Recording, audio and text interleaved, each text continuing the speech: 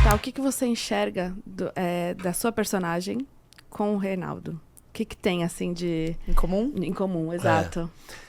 Olha, tem até que bastante paralelo, assim.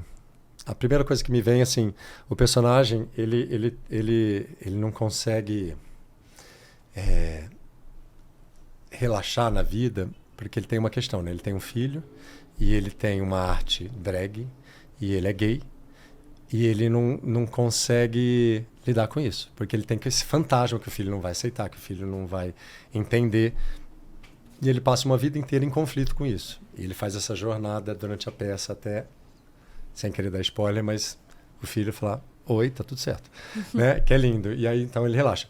Eu tive durante muito tempo na minha vida, eu fui muito perseguido, assim. As pessoas queriam saber da minha sexualidade, inventaram 1000 histórias, queriam me tirar do armário de qualquer jeito. Eu fui casado e tive um casamento lindo, e aí as pessoas queriam muito anular, até hoje elas preferem achar que aquilo é de mentira, que para mim tá tudo certo, não quero convencer ninguém de nada, mas eu sei da minha história, eu sei do que eu vivi. É o que importa. E aí, claro, eu sempre, depois de um tempo, eu consegui olhar para minha sexualidade mais fluida, né? Eu realmente me considero fluido, no sentido que a minha orientação sexual pode mudar a qualquer momento, porque, resumindo, o que é ser pan, por isso que se é que tem que se definir, eu me interesso por pessoas, ponto final, literalmente. E aí, se é cis, se é trans, se é binário, não binário, todas essas letrinhas, nomenclaturas, não interessa para mim. O que me atrai é o ser humano quando tem coisas que para mim... Quando bate. Quando bate, exatamente. E aí isso não pode anular. Então, assim, quando as pessoas querem que... você é gay. Isso é uma violência, na verdade, você querer tirar as pessoas do armário, sendo que eu já saí do armário. Eu não sei que as pessoas ficam falando que armário que elas querem que eu saia, gente. Se eu falei que eu sou pano, já não saio do armário. Mas é e muito outra, doido isso. E as pessoas não reconhecem. Para que tem todas as letrinhas LGBTQI+? Porque existe uma variedade de gamas de orientação sexual, ou de jeitos de ser. E aí você não pode fixar numa gaveta, gente. Pelo amor de Deus, entendam isso. Parem de querer tirar todo mundo do armário. As pessoas têm o tempo delas, têm as dores dela, tem a geração que ela viveu, assim. Eu gostaria de lembrar, assim, que para essa geração é mais fácil falar sobre isso, mas porque teve uma geração que penou pra caramba. A minha geração, as de trás, era muito difícil ter essa liberdade para falar sobre isso. Então... a gente tem que respeitar o tempo de todo mundo, porque cada um sabe das suas dores. E eu mesmo pude olhar para minha sexualidade ao longo da vida. Foi assim, vindo aos poucos. Então eu não tinha maturidade para falar, porque eu também não tinha olhado tanto. Uhum. Então, assim, é isso. A gente tem que só ir vivendo o que a gente tem que viver e descobrindo pra gente. Não é para ninguém. E você não tem que falar para ninguém. Você fala se você quiser. É muito doido, porque as pessoas ainda, em pleno 2024, ainda tentam te colocar numa caixa. Tem uma palavra para isso. Cafona. É muito cafona. Você ficar cuidando da sexualidade alheia. Pelo amor de Deus, gente. Falta de louça pra lavar. Nossa, Gostei, é cafona. Muito chato, muito chato. Mas pra você deve ser um saco. Assim, toda hora alguém querer inventar, ou querer invalidar, ou querer falar qualquer coisa que só diz respeito, no final de tudo, a você, né? E eu já nem ligo mais, pra falar a verdade. Durante muito tempo foi sim. Então, como foi a época que você era casado? Que as pessoas falavam muito. Eu lembro, assim, acho que foi o quê? 2000 e pouco, né?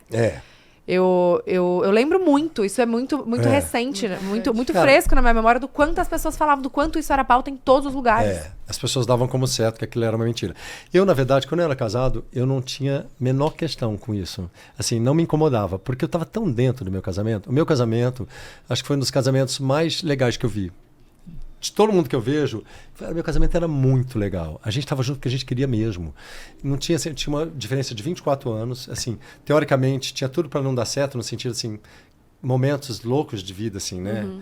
Ela já tinha passado por tudo que eu ainda não passei, então podia dar um... E a gente tinha esse acordo implícito que era, vamos ficar junto enquanto tá legal. E durou quase 9 anos, porque era muito legal. E era só por isso. E a gente, então, assim... a fofocaiada que tinha não chegava na gente, assim, a gente sabia, a gente ria, na verdade, porque era tão absurdo o que falavam, que tudo bem.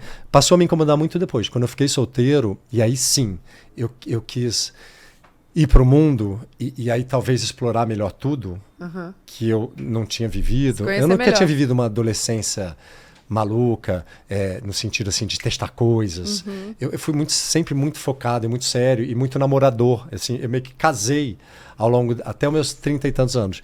Então eu fui viver a minha adolescência depois dos 34 anos, quando me separei. Aí eu fui ver aquela coisa mais solta. E aí foi ali que eu fui tendo as minhas experiências e entendendo melhor sobre um monte de coisa, inclusive da minha sexualidade. Então foi nessa fase que me incomodava mais, porque eu queria viver uma liberdade e as pessoas inventavam mil histórias. E sempre, sempre as histórias que saíam na mídia eram histórias que eu não estava vivendo, até hoje. Porque tudo que eu vivi era tão particular que era lá dentro da minha casa. O que estava na rua, amor, e que todo mundo inventava mil coisas, porque viram, estava com alguém na praia. Aí saiu uma foto minha com uma legenda, possível casozinho, ou já inventava uma história como certa, que você estava tendo um puta trailer com a pessoa, e era zero. Muitas vezes eu nem conhecia as pessoas que eles estavam falando.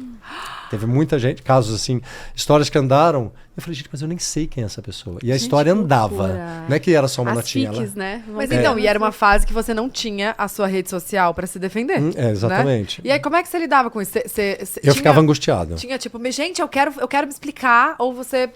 Eu não queria me explicar por quê? Porque se eu fosse me explicar toda hora que falasse uma coisa, eu ia fazer só isso da minha vida. E eu acho também tem razão.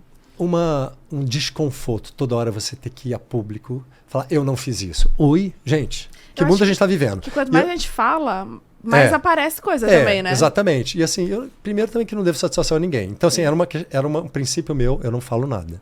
Nem que sim, nem que não. Deixa a história andar. Até porque... Mas assim, me criava uma angústia.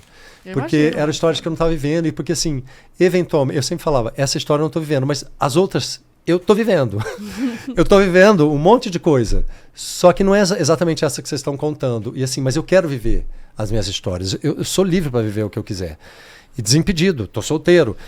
Mas me dava essa angústia de a qualquer momento as pessoas ficarem falando muito. Eu lembro que eu vi a entrevista do Pigossi, quando ele falou, me tocou muito, porque ele falou que ele contou que ele tinha até pânico disso, de também depois levar no trabalho e como você está fazendo o papel do galã, isso poder reverberar no sentido de que alguém falar, não, então não dá. Assim, eu não tive exatamente esse pânico. Até porque, sei lá, minha vida sempre era tão privada que eu sempre fui muito discreto. E aí eu falei, cara, eu tinha muito isso dentro de mim, que não interessa nada pra ninguém. E aí, mas eu tinha essa angústia, eu lembro, das fofocas que saíam, assim. Era uma coisa assim, é tão louco você ver uma história sendo contada que não é exatamente a que você está vivendo. Mas isso também é quando a gente é muito jovem, né? Porque pergunta se eu tenho isso agora. Zero. Tá nem... Pode falar o que... Amor, pode falar o que for. E eu acho até graça que vocês pensem que eu estou fazendo uma... Sou capaz de fazer essas loucuras todas. Não sei se estou fazendo, não, mas sou capaz. Eu gosto. Saibam que eu posso tocar o terror. Posso. A gente recebeu o Christian aqui, que é do RBD, né? Do Rebelde. E ele conta isso, porque hoje criam várias fics, assim, né? De, porque brigaram, não sei o quê, não sei o quê. Eles falaram, gente, o que a gente realmente está vivendo, ninguém sabe. Vocês estão inventando coisas que é, tipo... absurdos, mas o que a gente está vivendo, ninguém sabe, nunca gente. Adivinhou e nem vai adivinhar. É isso, né? Esse mundo de rede social e de internet é um mundo tão, assim, de ilusão, né? Assim, é tão de... É uma história contada a partir de uma imagem que você quer criar. E assim, criam-se coisas que às vezes é totalmente fora da realidade. A gente sabe disso, né? Então é fato, ninguém sabe exatamente o que você vive. A gente só entende isso quando acontece com a gente, né? Porque quem inventa, vai inventando. Queria ver se fosse ao contrário, inventasse a história das pessoas. O que elas iam fazer? Não tem estrutura, amor. Não tem. As pessoas não têm estrutura emocional para aguentar. Vide essa era que a gente está vivendo, né, de internet, principalmente os jovens, que tudo é com base no likezinho que você gostou, ou no cancelamento. As pessoas não têm a menor estrutura. Uma pessoa que vem falar mal de você, a pessoa pira, porque não tem estrutura para aguentar uma crítica.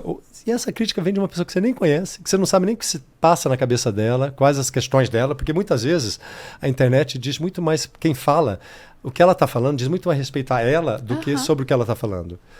Tem muito mais a ver com a raiva dela, com a inveja dela, do que sobre o assunto que ela está falando. Não, e a pessoa vai lá, te faz uma crítica e a vida dela continua normal. Exatamente. Então, e você fica lá com aquela crítica ali na mesa, pega ou não pega, né? Eu consumo rede social com muito distanciamento mesmo. Assim. Você não posta muito da sua vida. Não, eu até posto, assim, no limite que eu quero, mas assim, eu digo assim, que eu consumo também, assim, eu leio, Eu gosto de me comunicar pela rede social, principalmente pelo Instagram.